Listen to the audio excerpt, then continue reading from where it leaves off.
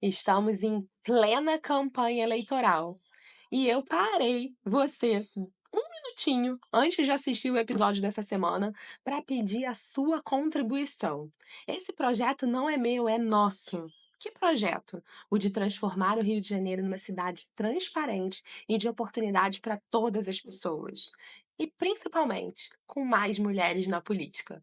Nós não podemos ser mais de metade da população e ser menos de 20% na política do nosso país.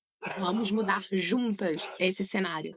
Mas para isso, eu preciso de recursos e você pode colaborar. A partir de R$ 10, você contribui para a gente levar a nossa mensagem para cada vez mais pessoas e para diversos cantos da nossa cidade. Aponte a câmera do seu celular para esse QR Code e ajude a propagar essa mensagem. E agora você fica com mais um episódio do CSP. Sejam muito bem-vindas e bem-vindos a mais uma edição do Conversando sobre Poder Mulheres que Constroem Pontes podcast. Antes da gente começar o episódio de hoje, já curte, aperta no sininho para você não ficar por fora de nenhuma novidade que acontece aqui no canal. Hoje nós vamos receber a Luana Cristina, nossa querida advogada, psicoterapeuta, e vamos bater um papo muito interessante sobre saúde mental e carreira das mulheres. Luana, seja muito bem-vinda ao nosso podcast.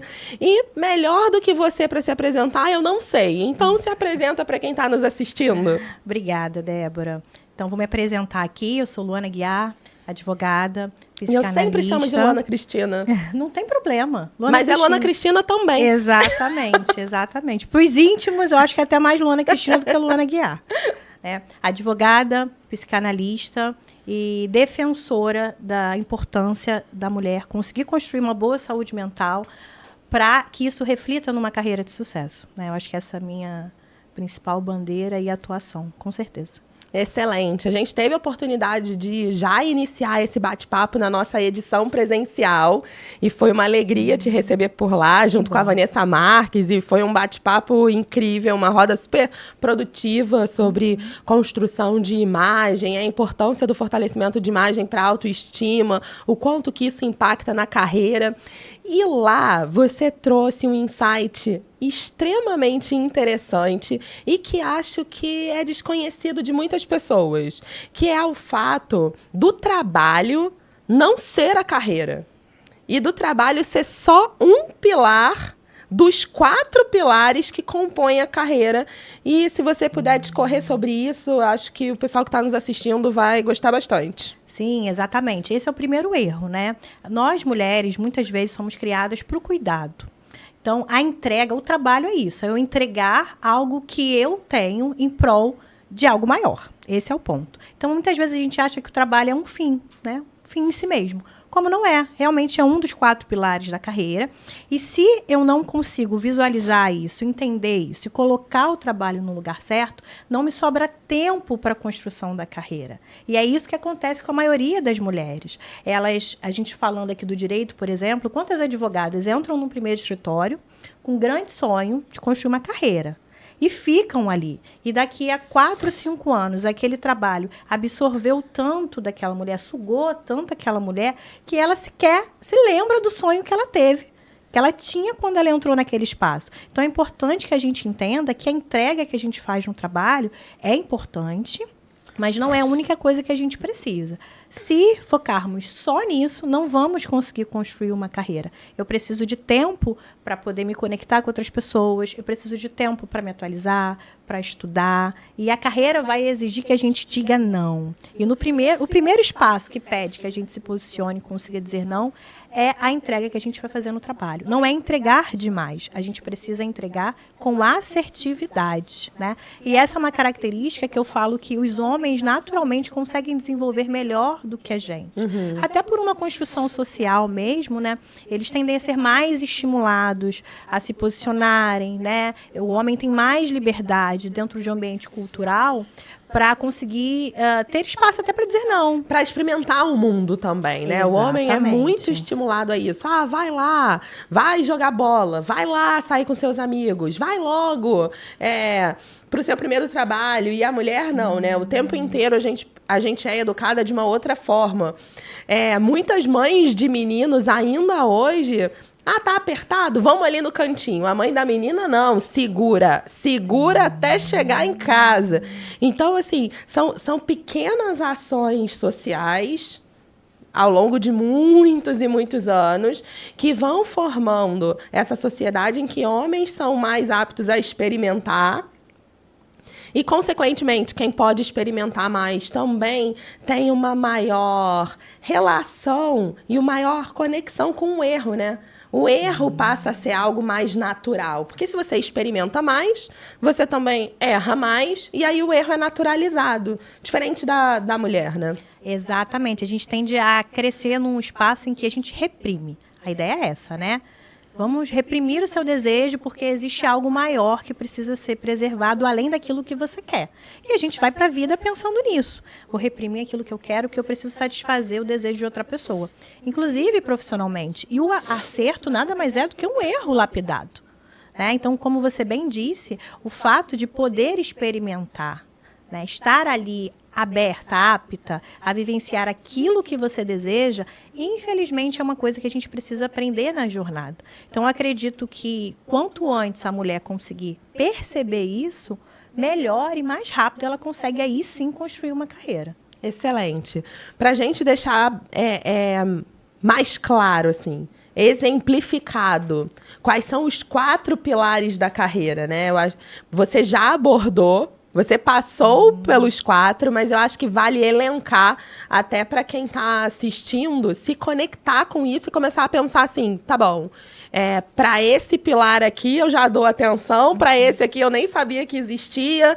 Então, vamos pontuar esses 4 pilares? Eu acho interessante. Vamos sim. O primeiro é o trabalho no lugar certo, que é isso que a gente falou. Eu preciso entender o que eu vou entregar. Quando eu olho a carreira, eu preciso olhar de forma estratégica. E essa é a ideia. Esses 4 pilares vão auxiliar as mulheres a se posicionarem de forma estratégica. Então, qual é o lugar do trabalho?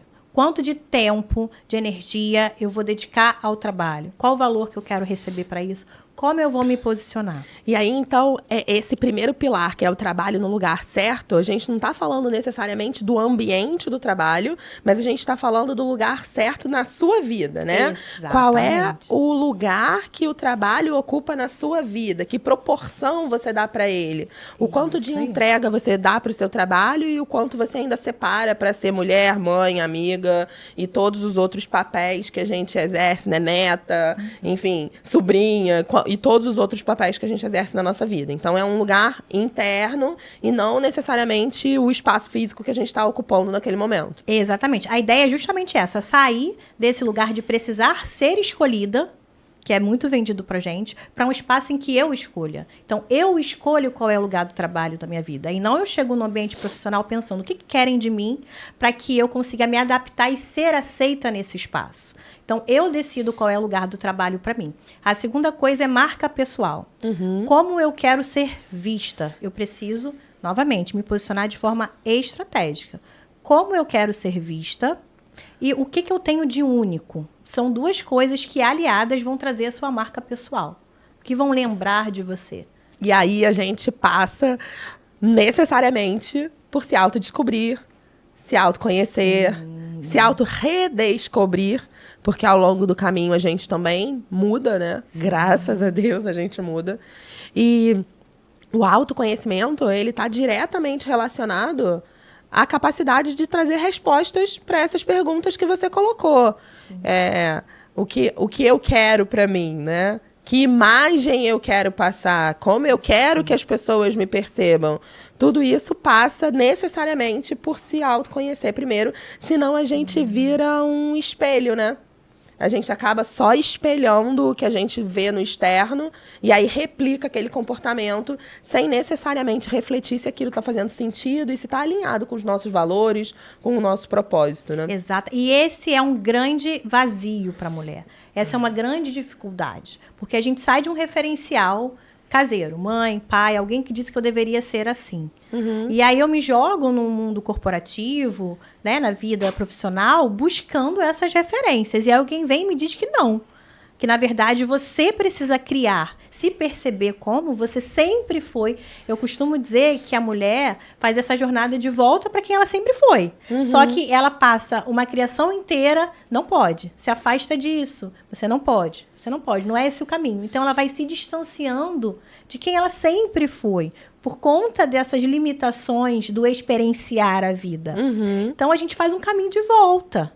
A ideia é realmente que eu consiga dizer quem eu sou, qual é o meu diferencial, que isso vai se destacar em todos os aspectos da minha vida e como eu quero ser vista, qual é a primeira imagem que eu quero passar quando eu me posiciono profissionalmente. E aí, com isso, a gente constrói essa marca pessoal, né? Então, o primeiro pilar da carreira, só relembrando, é o lugar que o trabalho vai ocupar na nossa vida. Sim. E esse lugar é um lugar interno.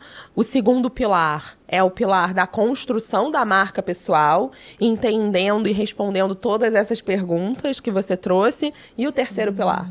Gestão de emoção, que é uma coisa muito complicada também. A gente tende ou a ser emotiva demais ou a se fechar num universo quase masculino. Então, eu não posso sentir. Né? Eu tenho que ser uma reprodução de um homem dentro do ambiente de trabalho.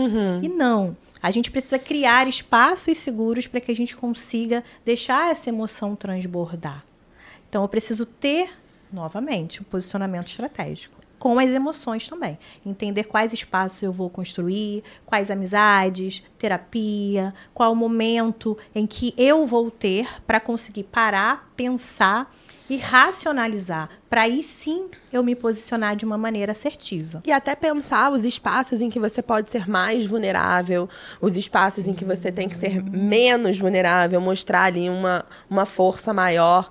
Sempre buscando fugir do estereótipo da Mulher Maravilha, né? Se eu não estiver enganada. Porque é aquela que faz tudo, que dá conta de tudo. Porque isso é adoecedor, né, Luana? Muito. Nós somos cíclicas, né? Nós, mulheres, somos cíclicas. Naturalmente cíclicas. Naturalmente cíclicas. E hoje a gente faz as pazes com isso. E aprende a gerir, né? Não é encerrar. Como é que eu paro de sentir? Né? Como é que eu paro de ser cíclica? Não tem como. Você vai fazer a gestão disso de uma maneira mais confortável para você, que é única. E você precisa aceitar primeiro essa natureza, né? Então, a mulher precisa realmente abrir mão desse lugar de super-heroína. Nós não somos homens e não precisamos ser homens para construir as nossas carreiras. Isso nos adoece. Impede que a gente construa relações saudáveis fora. Eu costumo dizer que a torneirinha do amor, do sentir, é uma só. E se eu acho que eu sou um robô e que eu preciso ser um robô no ambiente de trabalho, vai chegar um ponto que aquilo vai ficar tão naturalizado também, né? Que essa torneira vai fechar para tudo. Então, é o que a gente vê muitas mulheres falando, olha, eu construí uma carreira que eu considero boa, mas afetivamente eu não tenho laços. Por que será? Por que será? Onde você fechou essa torneira afetiva, emocional, que você não conseguiu abrir mais? E é quase que a busca por uma blindagem, né? Como se fosse ali uma... como chama? Tá me faltando o nome. Como se fosse uma roupagem ali, como se... Sim, uma armadura, proteção, né? Uma armadura, esse é o termo. Como se fosse uma armadura que a gente vai construindo e ela vai se fortalecendo ao longo do tempo, até que chega um momento que a gente não tira mais. Exatamente, é isso aí. E vai impactar em tudo. Então, o segredo para a mulher é gerir. Aprender a entender o seu próprio processo e passar por essa gestão. Ok, estou sentindo isso, tudo bem. Como é que eu vou processar isso? Né? Eu não vou fingir que eu não estou sentindo. Não, eu vou produzir a mesma coisa porque o meu colega homem está produzindo e ele é linear. Então, eu preciso ser linear. Não, você precisa ser você. É a sua carreira, é a sua vida. E se você não olhar para a sua individualidade, para aquilo que só você tem... chegar lá na frente, vai acontecer o que acontece com muita gente. Tá, cheguei aqui, e agora? E agora? Não era isso, sabe? Ainda tá faltando alguma coisa. Faltou você ficou pelo meio do caminho. E o quarto pilar, Luana? O quarto pilar é a comunicação assertiva. Primeira coisa é aprender a dizer não, que é um desafio para nós mulheres, né? A gente cresce nesse lugar de servir, então dizer não é difícil. Mas a gente precisa aprender a impor limites e a dizer não. Esse é o primeiro passo, eu acho que o passo mais importante quando a gente fala de comunicação assertiva. Comunicação sempre me lembra o fato de que o primeiro ouvido que escuta tudo que a gente diz é o nosso. E, consequentemente, isso me lembra que a gente também precisa buscar uma forma mais afetiva, mais cuidadosa com a gente mesma, né? Primeiro. Porque quando a gente fala em comunicação, muitas vezes a gente já pensa naquele conceito do falar para alguém, do passar uma mensagem para alguém. Mas antes disso, a gente fala com a gente, né? Sim. A gente tem ali o nosso fluxo de pensamentos, que também são uma forma de comunicação. E quantas vezes nós somos desafiadas, maltratadas por nós mesmas, né? E sentimentos e sensações que a gente deixa escondidos ali no nosso pensamento, mas que eles não ficam escondidos por muito tempo. Eles acabam reverberando para a nossa vida e para os nossos relacionamentos, né, Luana? Inclusive nos relacionamentos de trabalho. Sim, exatamente. Quando a gente pensa em comunicação assertiva, a ideia é o que eu tenho que aprender a convencer o outro daquilo que eu quero, que ele seja convencido. Só que comunicação assertiva não é isso, né? O primeiro passo de uma boa comunicação é a escuta. E não é à toa que eu pondero esses 4 passos na ordem que eu coloco. Primeira coisa que é o trabalho. Se ele está no lugar certo, sobra tempo. Para que eu consiga entender quem eu sou. E aí entra a marca pessoal. Quem eu sou, o que eu tenho para entregar ao mundo, como eu quero ser vista. E aí, eu gerindo as minhas emoções, eu vou conseguir me comunicar melhor. Por isso que a ordem é essa. Então, o primeiro movimento de comunicação é a escuta. E eu preciso treinar isso em casa. Eu não consigo fazer com o outro aquilo que eu não me permito ter e fazer comigo mesma. Então, por isso que a gente precisa desses 3 primeiros passos, para aí a comunicação assertiva ser um resultado de um processo que começou lá atrás. E realmente começa com a gente.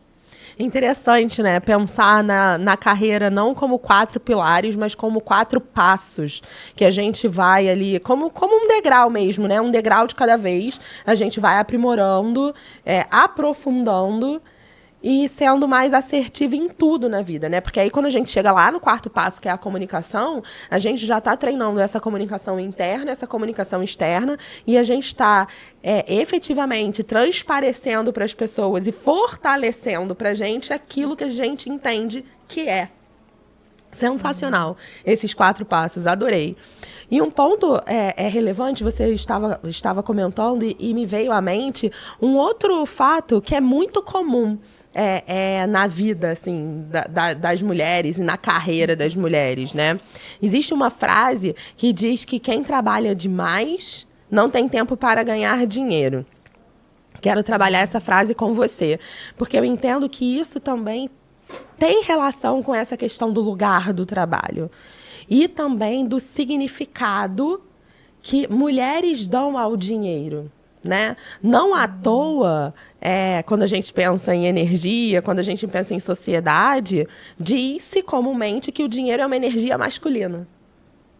Então, nesse lugar de, quem trabalha demais não tem tempo para ganhar dinheiro. E muitas vezes a mulher se dedica demais àquele trabalho, se masculiniza até para ser reconhecida naquele ambiente, mas não é tão bem remunerada quanto um homem fazendo aquela função igual ou similar à dele.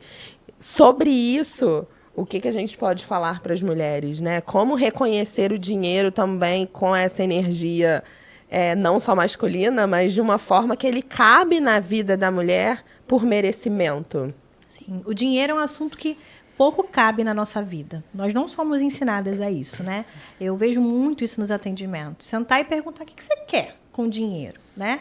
Não sei, eu quero criar meus filhos, eu quero comprar minhas coisas. Uma casa. Isso aí. Mas a gente não consegue olhar o dinheiro como ele é. Na verdade, o dinheiro não é nem feminino nem masculino. Ele é neutro. A gente vai dar o valor e direcionamento que a gente quiser. Eu costumo dizer que o dinheiro não é um fim em si mesmo.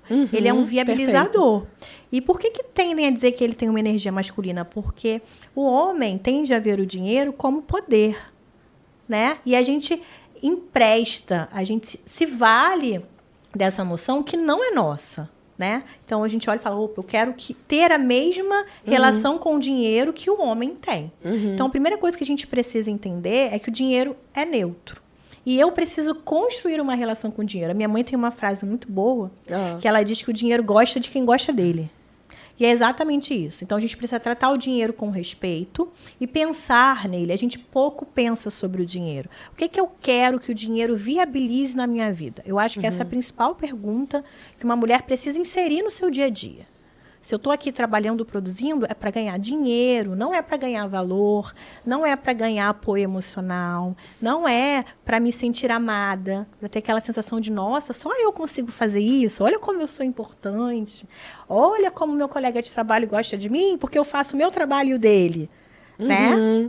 Então, a gente precisa entender que eu trabalho para ter um reconhecimento dentro do que o trabalho me proporciona. Que é dinheiro. Que é dinheiro, é um espaço maior, mais voz numa reunião, né? Um trabalho, olha, esse trabalho é tão importante que eu estou destinando a você, porque eu sei que você tem qualidade profissional para isso. E aí esse trabalho vai influenciar no meu currículo. Se eu sair dali, a gente tem que pensar nisso. Se eu sair daqui hoje, tudo que eu aprendi, tudo que eu executei é meu? Serve para que eu consiga alcançar novos lugares? Ou se eu sair daqui, eu perco essa noção de superimportância, que é o que me alimenta? Então, muitas vezes, a gente não tem relação com o dinheiro porque a gente não olha para ele. Perfeito. Essa frase que você trouxe, né? Se eu sair do meu trabalho hoje, o que eu aprendi ou o que eu fiz agrega para minha carreira ou eu deixo tudo aqui?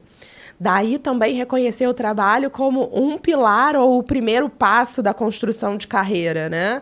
Porque o que você constrói naquele ambiente, em tese, você deveria levar com você para os próximos ambientes que você for como um aprendizado.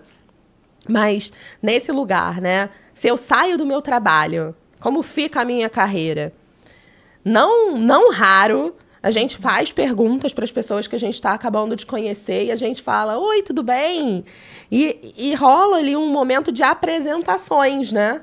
Sim. Naturalmente. E a pessoa tende a falar o nome e depois a profissão. Então, eu sou Débora, eu sou advogada. Eu sou Luana, eu sou advogada e psicanalista. Eu sou Mariazinha e sou administradora. Então, é muito comum que as pessoas tragam a profissão ou o trabalho, ou o cargo que elas estão desempenhando naquele momento, porque dependendo do cargo, as pessoas trazem o cargo para esse lugar, né? Sim. Eu sou o gerente, eu sou o CEO, eu sou o CFO.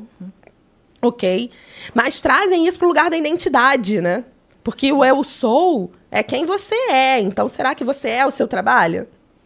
Exatamente. A carreira é importante pra gente, né? Socialmente, a gente cresce com essa importância. O que você vai ser quando você crescer? Perguntam pra gente desde muito cedo, Sim, né? Desde sempre. Olha, nossa, como ele faz isso bem. Será que ele vai ser tal carreira? Então, isso é importante. Quando a gente fala de viver em sociedade, tem alguns pontos, alguns marcos que são importantes e atribuem, sim, valor a gente. Então, não dá para negar. A questão é o quanto. Então, quando você traz o nome e a carreira, o que você tem que se questionar é qual é a importância, o nível de importância. Dentro de tudo que constrói a minha identidade. Né? A esposa, a filha, a mãe, a pessoa que você é independente disso tudo, você com você, né? Numa sala, só você com você e tudo mais, aonde está o lugar do trabalho? Então, é importante que a gente faz parte, obviamente, sim, da construção da identidade, mas não é só isso.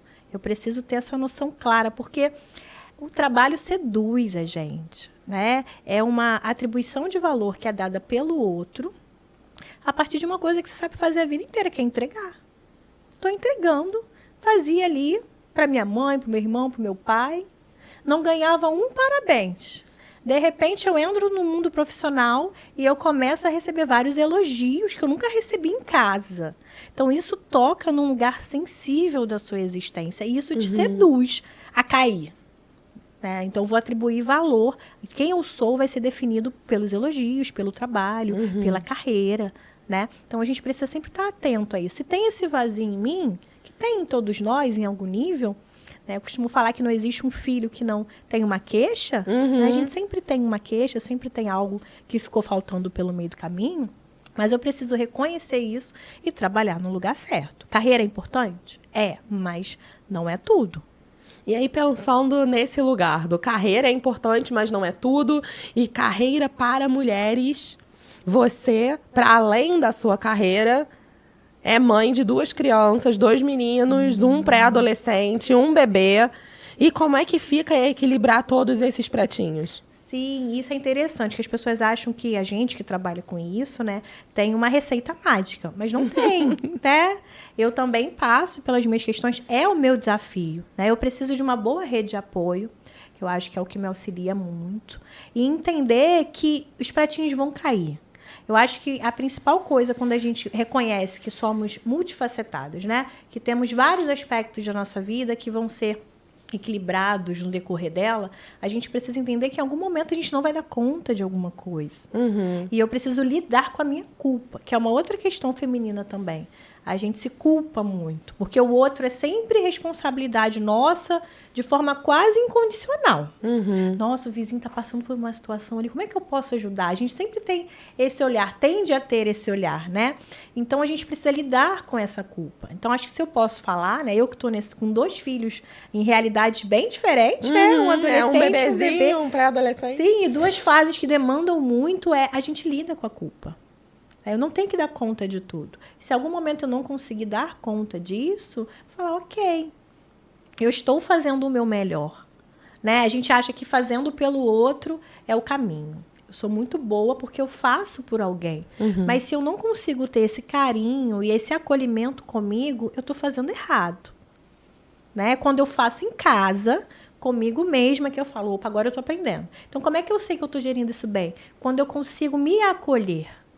Aí eu olho e falo, caramba, eu estou me acolhendo. Então, eu vou conseguir replicar isso para os meus filhos, dentro do meu casamento, dentro do meu trabalho, porque eu estou realmente vivendo isso de uma maneira efetiva. E aí a gente entra naquela máxima de que o exemplo arrasta, né? Não adianta a gente só falar sobre o que leu nos livros, mas a gente realmente precisa viver aquilo que diz, porque o nosso exemplo arrasta o tempo todo. Eu quero fazer um link com uma frase que você trouxe de que a gente precisa aprender a lidar com a culpa e que isso é uma questão muito feminina. Recentemente nós estávamos conversando e falávamos sobre isso também, sobre o lugar que a culpa pode ser, inclusive, paralisante para a tomada de decisão. E aí, a gente, por óbvio, está conversando aqui num recorte. Sim. Num recorte de mulheres que podem pensar a construção das suas carreiras. O que não significa que a gente ignora a existência de mulheres que não têm condição de pensar sobre isso. Sim. Mas nós aqui estamos falando com um recorte de quem pode pensar. E talvez esse lidar com a culpa, né, ele seja tão pungente na nossa vida de mulher que muitas, inclusive, não se dão ao direito de pensar sobre isso e de viver a possibilidade que tem de pensar na carreira, por exemplo, que é o nosso tema de hoje, porque existem aquelas que não podem. Então, a culpa ela vai para além do nosso círculo de convivência direto, mas ela também existe num círculo maior, né, que eu chamo de círculo de todos nós, onde a gente inclui toda a sociedade, e que aí algumas mulheres olham para o lado e falam, puxa vida, mas se tem uma mulher que não pode ter isso, como eu vou cuidar da minha carreira? Como é que pode nós estarmos aqui nesse ambiente conversando sobre carreira e conversando sobre direcionar as energias, sobre comunicação assertiva, sobre pensamentos de qualidade, se aquela pessoa não tem a possibilidade sequer de escolher? Então, nesse lugar, né, de pensar em lidar com a culpa e da culpa não virar um limitante, porque a culpa ela pode ser esse limitador.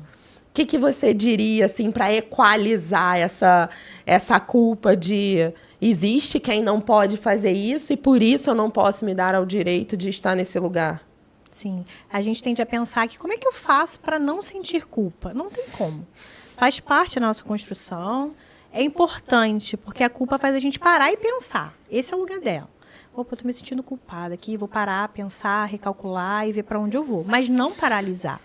A gente vê muito isso olhando para o lado, mas quando você fala, eu vou fazer isso e eu conheço alguém ou existem outras pessoas que não podem fazer, eu vejo muito isso em consultório quando a gente olha para trás. A mulher olhando para a mãe, olhando para a avó, e precisando romper com isso. Com um padrão, muitas vezes. Exatamente. Se autorizar a viver algo que meus pais... E aqui falando psicanaliticamente, né? Aham.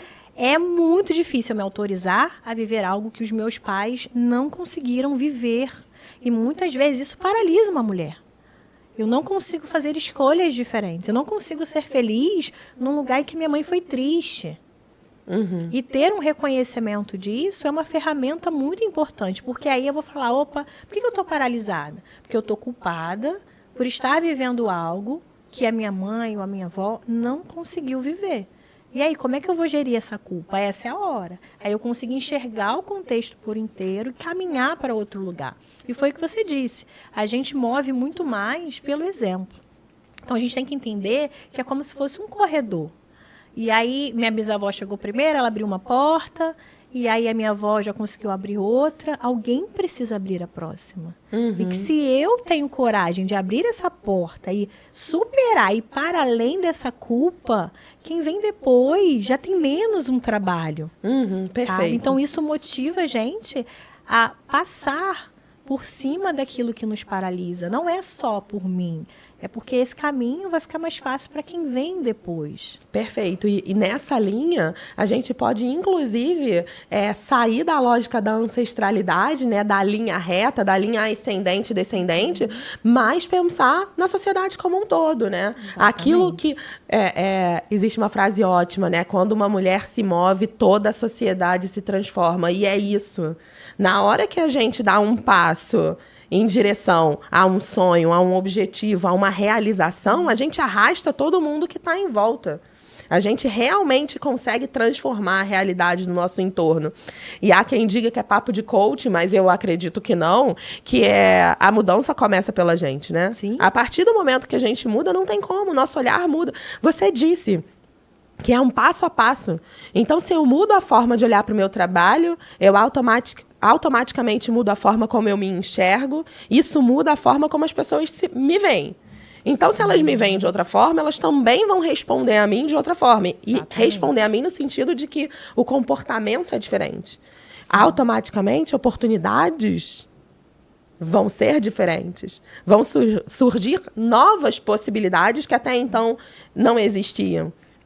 E aí a gente começa a desenvolver a questão da comunicação, a desenvolver a parte da escuta ativa e a ser uma nova pessoa dentro desse contexto social. E automaticamente o contexto social mudou também. Exatamente. O quanto isso é poderoso, né, Luana? Muito, é potente, né? E se você consegue reconhecer isso, o seu exemplo vai arrastar. Porque o que eu estou falando aqui vai ser replicado em algum ponto por uma outra mulher, para alguém que ainda está começando. Então, olha quanto é potente eu ter traçado, ter caminhado por esse lugar para conseguir direcionar uma mulher que está, né, começando esse processo de uma maneira mais assertiva, de uma maneira mais efetiva, para que ela chegue mais rápido. Eu acho que é isso, né? A gente chega antes e sempre tem alguém. Eu costumo falar que a gente nunca é primeiro. A gente nunca vive uma experiência única. Sempre tem alguém que está vivendo a mesma coisa, né?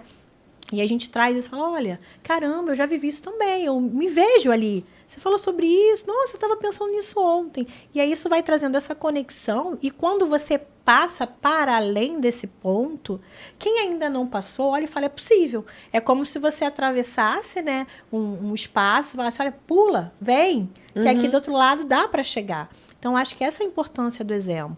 Você consegue transpassar isso e mostrar para outras pessoas que também é possível, assim como alguém fez com você lá atrás, né? É um movimento que nunca termina. E a gente entra na seara da representatividade também. Sim. Porque a partir do momento que alguém pulou e chegou na outra margem do rio e fala, pode vir também, a representatividade em espaços de poder, em espaços de liderança, mulheres presentes nesses espaços, mulheres negras presentes nesses espaços, trazem a representatividade, quanto isso é potente, fazendo uso da sua palavra. O quanto isso é transformador para quem ainda tem a oportunidade de pensar e escolher aquele mesmo caminho. Sim, exatamente. Às vezes a gente fica muito refém do mundo, né? Do mundo machista, do mundo corporativo. E para a gente não desanimar, é importante que a gente olhe para aquilo que a gente tem controle, né? Às vezes eu não consigo mudar o mundo fora, Mas a partir do momento em que eu me conheço, em que eu mudo a minha postura, isso vai reverberar fora em algum nível. Talvez não no nível ideal, o que eu desejasse, mas é o início e a mudança começa de um ponto de partida. Então, quando eu me fortaleço e consigo me posicionar de uma maneira diferente, naturalmente isso vai florescer de algum jeito em algum lugar.